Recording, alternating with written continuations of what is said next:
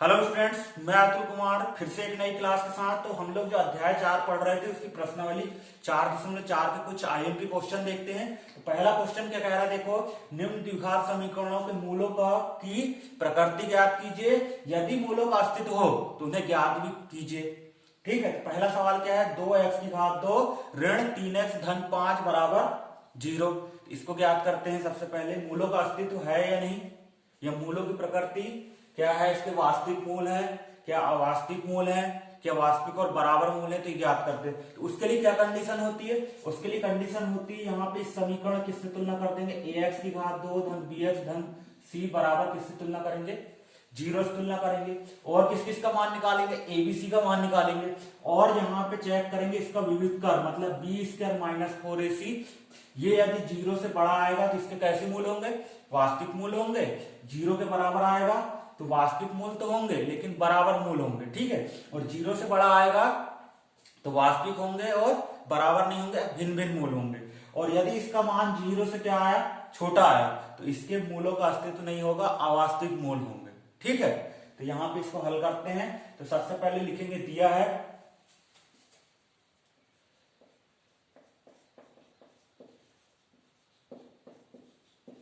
कितना समीकरण दिया है अपने पास, 2x की घात 2 ऋण का 3x धन के 5 बराबर 0। इसकी तुलना कर रहे हैं किससे, ये समीकरण से तुलना कर रहे हैं। तो यहां पे लिख सकते हो द्विघात समीकरण, क्या ax की घात 2 धन bx धन c बराबर 0 से क्या करने पर, तुलना करने पर,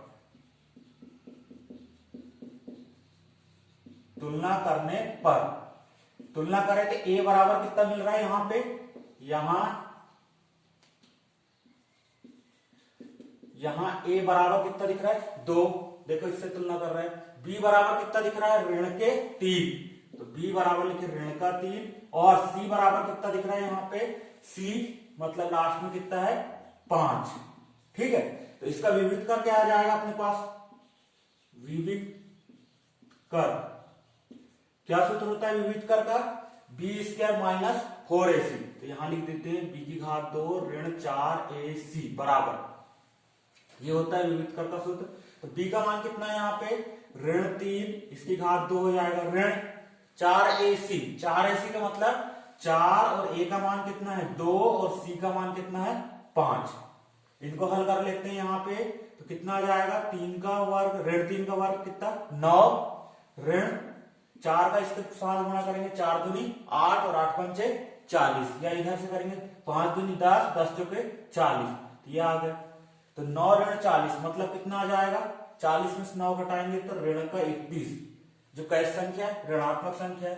तो मैंने बताया था भी, यदि इसका मान 0 से छोटा है तो इसके मूलों का अस्तित्व नहीं होगा, मतलब अवास्तविक मूल होंगे। तो यहां लिखेंगे, अतः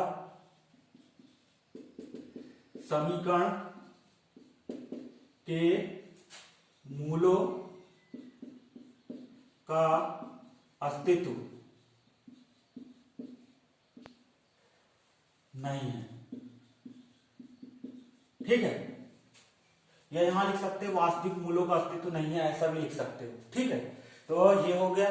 अब इसके बाद इसका नेक्स्ट क्वेश्चन देखते हैं।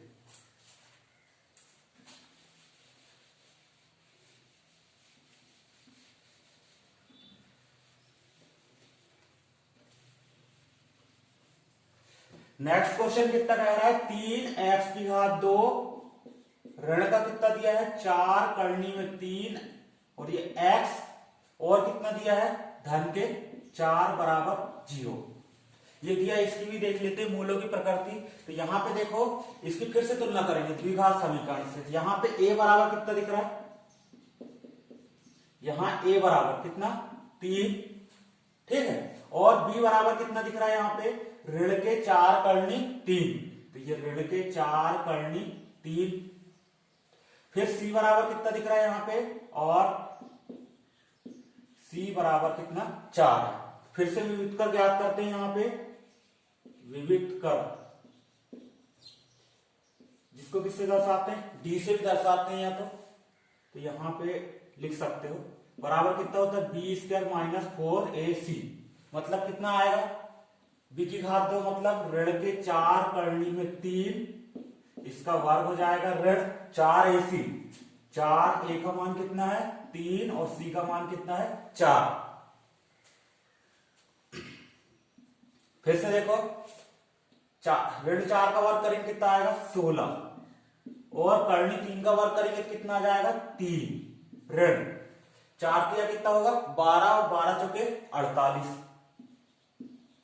तो यहां 16 किया कितना होगा 48 माइनस 48, क्या आ जाएगा अपने पास 0। तो इसके समीकरण के मूलों का अस्तित्व होगा, वो कैसे मूल होंगे वास्तविक और बराबर। तो यहां लिख सकते हैं अतः समीकरण के वास्तविक और कैसे मूल होंगे और बराबर मूल होंगे। तो ये वास्तविक और बराबर मूल होंगे तो उनको ज्ञात भी कर लेते हैं क्या क्या है वास्तविक और बराबर मूल। तो देखो ध्यान से, इसको क्लियर कर देते हैं। यहां पे क्या होता है द्विघाती सूत्र मूलों को निकालने के लिए, तो x बराबर ऋण b धन ऋण का करनी के अंदर कितना b² माइनस 4ac, और यहां पे नीचे क्या आता है 2a। देखो मान रखेंगे यहां पे, तो x बराबर ऋण का b मतलब कितना आ जाएगा यहाँ पे ऋण, और यहाँ ऋण 4 करनी 3, ठीक है। यहाँ फिर धन ऋण करनी में b² माइनस 4ac, इसका मान कितना आया निकाले यहाँ 0, तो यहाँ पे ये 0 लिख देते हैं, बटे 2a का मान, a का मान कितना है अपने पास 3 है, तो 3 लिखेंगे यहाँ पे। इसको सॉल्व करेंगे आगे तो क्या आ जाएगा, ये ऋण और ये ऋण का क्या हो जाएगा धन 4 करनी 3, और नीचे क्या आ जाएगा ये तो 0 खत्म, 2 3 6, ठीक है। अब यहाँ पे देखो 2 से दोनों संख्या कट जाएगी, 2 दूनी 4 और 2 3 6, मतलब कितना आ गया अपने पास 2 करनी 3 बटे 3। तो फिर यहाँ पे इसको लिख सकते हैं, ये 3 को क्या लिख सकते हैं 2 करनी 3, ऐसा लिख सकते हैं, यानी करनी 3 इंटू करनी 3।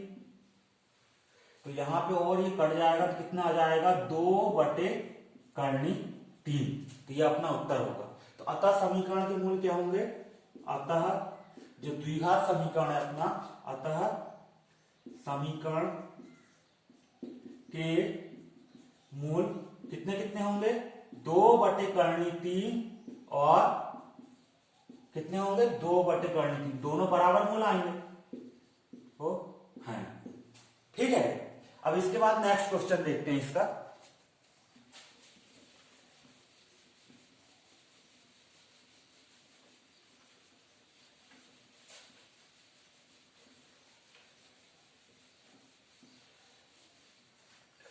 नेक्स्ट क्वेश्चन में क्या कह रहा है, निम्न प्रत्येक द्विघात समीकरणों, ये समीकरण में k का ऐसा मान ज्ञात कीजिए कि उसके 2 बराबर मूल हो।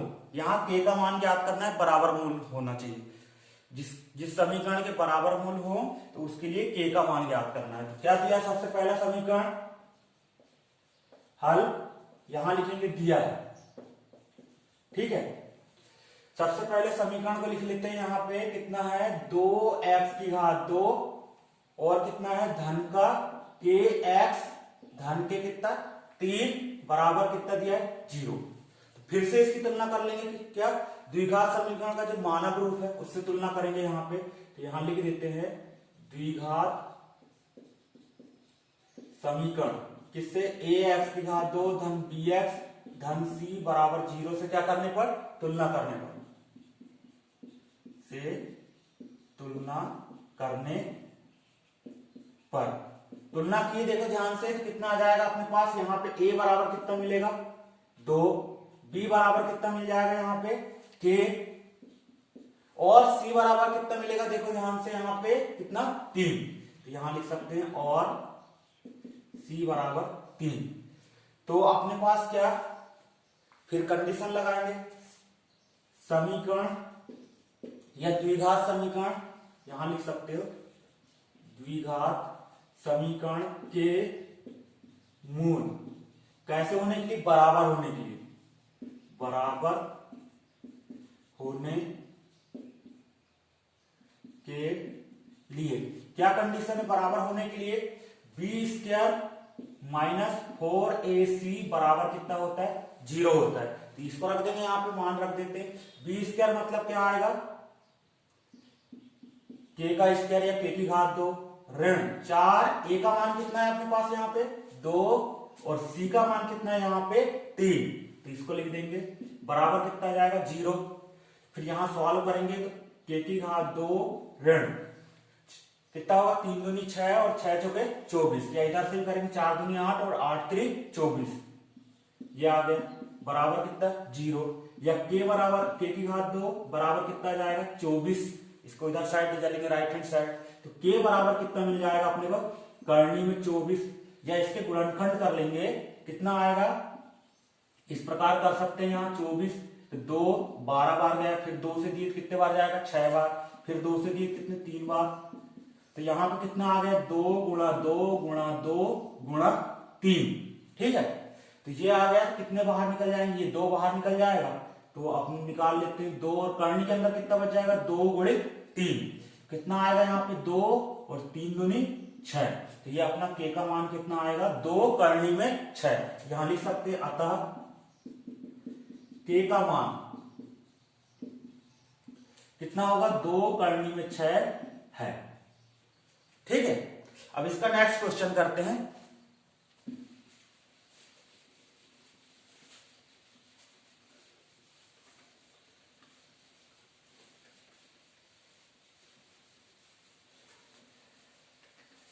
नेक्स्ट क्वेश्चन क्या कह रहा है, के एक्स कोष्टक में एक्स ऋण 2 धन का 6 बराबर 0, इसके भी ज्ञात करना है क्या, के का मान ज्ञात करना है जब समीकरण क्या कैसे मूल हो बराबर मूल हो। तो यहां पे लिख देते हैं हल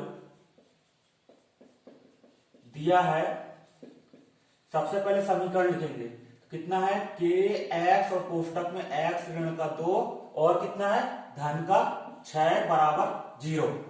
इसको सॉल्व कर लेते हैं, थोड़ा सा द्विघात समीकरण के रूप में बना लेते हैं सॉल्व करके यहाँ पे, तो कितना आएगा के का यहाँ गुणा करेंगे कोष्टक खोलेंगे तो के एक्स की घात कितना जाएगा 2, फिर के एक्स का ऋण 2 के साथ गुणा होगा तो ऋण के 2 के एक्स और ये क्या हो जाएगा धन का 6, ठीक है। ये द्विघात समीकरण जैसे दिखने लगा, पहले भी था लेकिन ये कोष्टक में था तो उसको सॉल्व कर लिया, ठीक है। अब यहाँ पे इसकी तुलना कर देंगे किससे, द्विघात समीकरण का जो मानक रूप होता है या व्यापक रूप उससे, तो द्विघात समीकरण कितना है ए एक्स की घात 2 धन बी एक्स धन सी बराबर 0 से क्या करने पर तुलना करने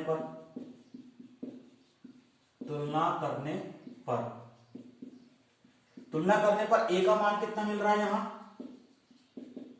यहां ए बराबर कितना आएगा, ए बराबर कितना हो जाएगा के, बी बराबर कितना आया है यहाँ पे ऋण के 2 के, और सी बराबर कितना आ जाएगा, सी बराबर धन के 6 या 6 के।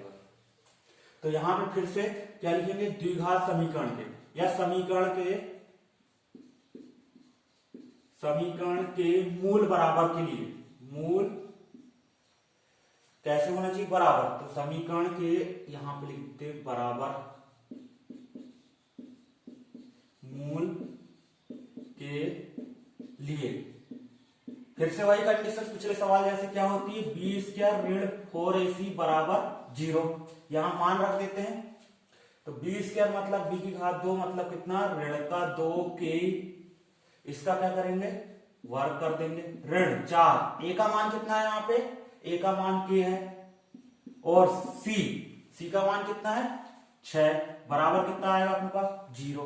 इसको सॉल्व करते हैं तो ऋण 2 का वर्ग कितना हो जाएगा 4 और के की घात 2, फिर देखो ऋण 4 का 6 में गुणा करेंगे 4 3 24 और ये क्या आ गया के बराबर 0। अब देखो यहां से के का मान निकाल लेते हैं दोनों से, तो के निकलेगा कितना आ जाएगा, और कुछ निकल सकता है यहाँ पे 4 भी निकल सकता है, तो 4 के कॉमन निकाल लेते हैं, यहाँ पे कितना बचा के ऋण 24 में 4 निकाल लेंगे कितना बचेगा 6, के तो निकल चुका है, ये आ गया बराबर में 0। इससे क्या मिल रहा है अपने को, या तो 4 के बराबर 0 या के बराबर कितना मिल रहा है 0, या के ऋण 6 बराबर क्या आएगा 0, दोनों में से कोई ना कोई 0 होगा। तो यहाँ पे के बराबर तो 0 हो नहीं सकता क्यों नहीं हो सकता? यदि यहाँ k बराबर 0 हो गया तो ये वर्ग समीकरण रहेगा ही नहीं। तो यहां लिख सकते हैं, और ये इसको आगे सॉल्व कर लेते हैं। k बराबर कितना जाएगा 6, तो k बराबर 0 कैसा है? अमान्य है या नहीं हो सकता, है ना? क्यों? यदि k बराबर 0 हो गया तो वर्ग समीकरण रहेगा, तो अतः k का मान कितना जाएगा? 6 होगा। अतः k का मान कितना होगा? 6 है। ठीक है, तो ये प्रश्नावली 4.4 के मोस्ट आईएमपी क्वेश्चन थे। ठीक है, तो आज की क्लास अच्छी लगी हो तो इसे लाइक और शेयर कीजिए, और जिन लोगों ने मेरे चैनल को सब्सक्राइब नहीं किया है तो वे सब्सक्राइब कर ले। ठीक है, धन्यवाद।